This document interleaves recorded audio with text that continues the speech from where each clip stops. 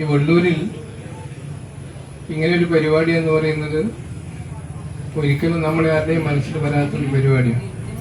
കാരണം ഇതൊരു പാർട്ടി കേന്ദ്രമാണ്, CPM-ന്റെ ഒരു കേന്ദ്രമാണ്. ഇങ്ങനൊരു സ്ഥലത്ത് CPM-ന്റെ സ്ഥാനാർത്ഥിയെ തോൽപ്പിച്ച് അയാൾക്കെതിരായി നിന്ന ഒരു സ്ഥാനാർത്ഥി, ഒരു സത്യത്തിന് വേണ്ടി നിന്ന സ്ഥാനാർത്ഥി ജയിച്ചു വന്ന ഒരു തെരഞ്ഞെടുപ്പായിരുന്നു. കാരണം ഈ വെള്ളൂർക്കാർക്ക് ശരിക്കും നിങ്ങളുടെ പുത്രനെ എന്ന് പറഞ്ഞാൽ ഒരു കമ്മ്യൂണിസ്റ്റ് പുത്രനെ വീണ്ടും നിങ്ങൾക്ക് MLA ആയി കിട്ടിയിരിക്കുകയാണ്. അതൊരു ചെറിയ കാര്യമല്ല. കമ്മ്യൂണിസ്റ്റ് പുത്രനെ എന്ന് ഞാൻ പറയുന്നത്, നിങ്ങൾ ഈ ബി കുഞ്ഞേഷാട് എന്ന് പറയുന്ന മനുഷ്യൻ അവിടെ നിയമസഭയിലേക്ക് പോയപ്പോ രമേശ് ചെന്നിത്തല എന്ന് പറഞ്ഞ കോൺഗ്രസ് നേതാവ് പറഞ്ഞു, ഒരു കമ്മ്യൂണിസ്റ്റ് അല്ലാത്ത MLA പയ്യന്നൂരിൽ നിന്ന് നമുക്ക് ഉണ്ടായി, ആദ്യമായിട്ടാണ് വരുന്നത് എന്ന് രമേശ് ചെന്നിത്തല പറഞ്ഞപ്പോ കുഞ്ഞേഷാടിന് അവിടെ പറഞ്ഞത് കൃത്യമായിട്ട്, ഞാൻ എല്ലാ ബഹുമാനവും നിലനിർത്തി പറയുന്നു, ഞാൻ കമ്മ്യൂണിസ്റ്റാണ്. പക്ഷെ കമ്മ്യൂണിസ്റ്റ് പാർട്ടിയുടെ സ്ഥാനാർത്ഥിയെ വന്ന് മത്സരം ജയിച്ച ആളല്ല, കമ്മ്യൂണിസ്റ്റാണ്. അപ്പൊ കമ്മ്യൂണിസ്റ്റാണ്, നമ്മളെല്ലാവരും കമ്മ്യൂണിസ്റ്റുകാരാണ് എന്ന് പറഞ്ഞ അതിന്റെ അർത്ഥം കമ്മ്യൂണിസ്റ്റായി ജീവിക്കുക എന്ന് പറയുന്നത് സാധാരണ നിലയിൽ ഒരുപാട് ബുദ്ധിമുട്ടുള്ള കാര്യമാണ്. പക്ഷെ ഈ കാലത്ത് കമ്മ്യൂണിസ്റ്റ് പാർട്ടിക്കാരനാവുക എന്ന് പറഞ്ഞാൽ ഏത് പൊക്കണം കെട്ടവനും ആവും, ആർക്കും ആവും.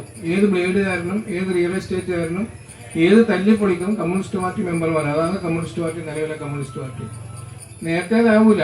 കമ്മ്യൂണിസ്റ്റ് പാർട്ടി മെമ്പർഷിപ്പ് എന്ന് പറയുന്നത് റിക്രൂട്ട് ചെയ്യാണ് എന്ന് പറഞ്ഞാൽ ജനങ്ങൾക്കിടയിൽ പോയിട്ടുള്ള ഏറ്റവും നല്ല ആളുകളെ റിക്രൂട്ട് ചെയ്യാണ്.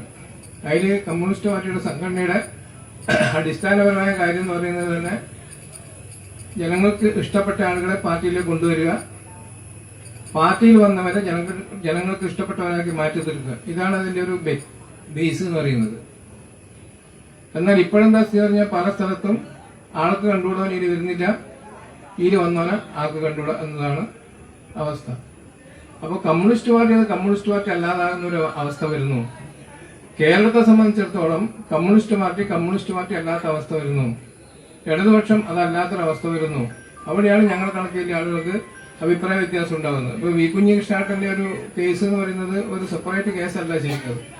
കാരണം മധുസൂദനന്റെ 3 കണക്കുകൾ സംബന്ധിച്ചാണ് വി കുഞ്ഞികൃഷ്ണ പരിശോധന നടത്തിയത്. ആ 3 കണക്കിലും മിസ്അപ്രോപ്രിയേഷൻ നടന്നിരിക്കുന്നത്. അതിന് 3 എണ്ണത്തിലും അതിനകത്ത് ധനാവഹരണം നടന്നിരിക്കുന്നത്.